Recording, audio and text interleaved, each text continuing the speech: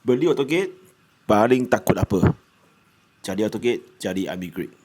Okay, beli AutoCAD lah, paling takut bukan sudah beli mahal, bukan lah.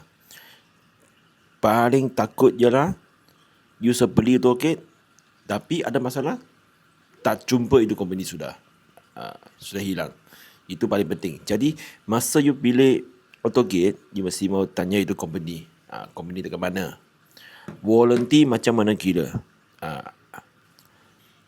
Lepas tu, kalau sudah rosak, kita jumpa you company ke jumpa lain company. Sebab kadang-kadang ada sikit company, dia suruh tempat you misuse kan, dia sub kasih keluar.